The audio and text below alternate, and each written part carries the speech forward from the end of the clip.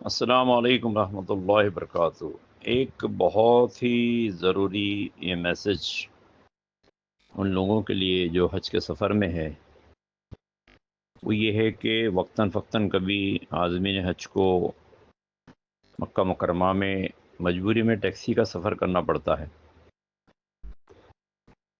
پچھلے کچھ سالوں سے ایک نیا فتنہ، اللہ ہی حفاظت کرے، مکہ مکرمہ میں جیسے مقدس جگہ پہ شروع ہوا ہے، وہ یہ ہے کہ حج کے سفر میں آنے والی یا عمرہ کے سفر میں آنے والی کچھ بہنیں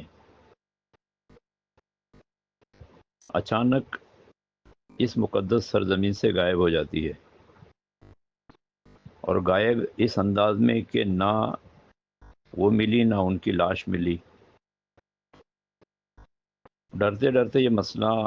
واضح اس لیے کیا جا رہا ہے کہ اب تو کھل کر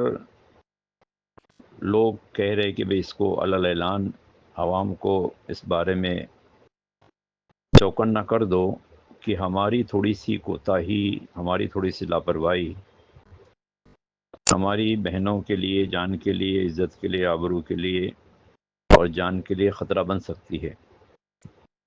ہوتا یہ ہے کہ ٹیکسی میں بیٹھی ہوئی بہنیں اچانک غائب ہو جاتی ہے، کہاں چلی گئی کسی کو پتہ نہیں چلا۔ اور کبھی تو یہ بھی دیکھا گیا کہ مرد ساتھ میں موجود ہے،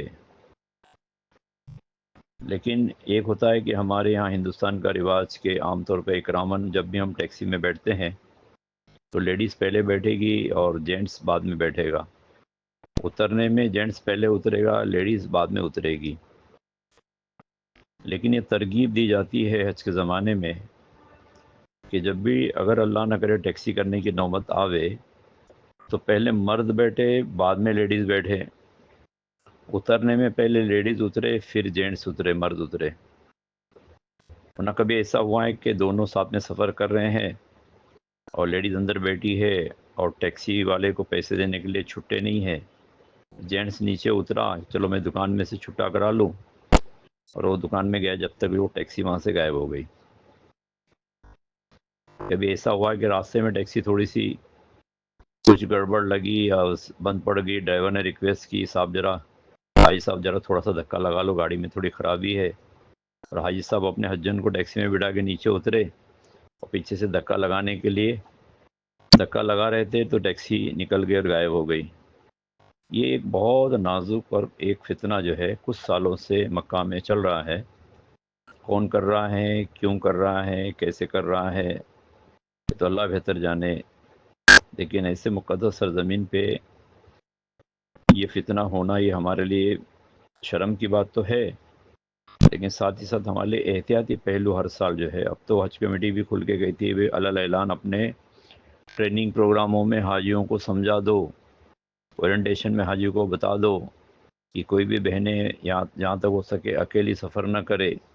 اکیلے ٹیکسی میں نہ بیٹھے، اور اگر بیٹھنے کی نوبت آوے تو کیا احتیاط کرے،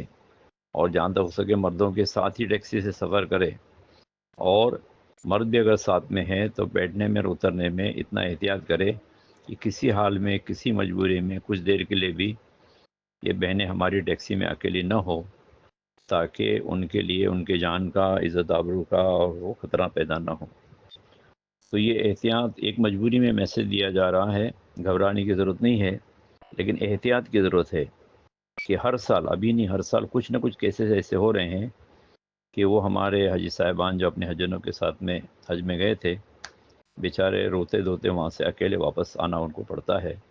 تھوڑی سی لاپرواہی کی وجہ سے۔ اس لیے بالکل کھل کے اس میسج کو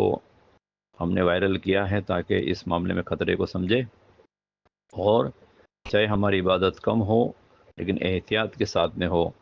اور شاپنگ کے نام پر اور جو ہے زیارتوں کے نام پر اور زدہ جانا ہے، یہاں جانا ہے، وہاں جانا ہے،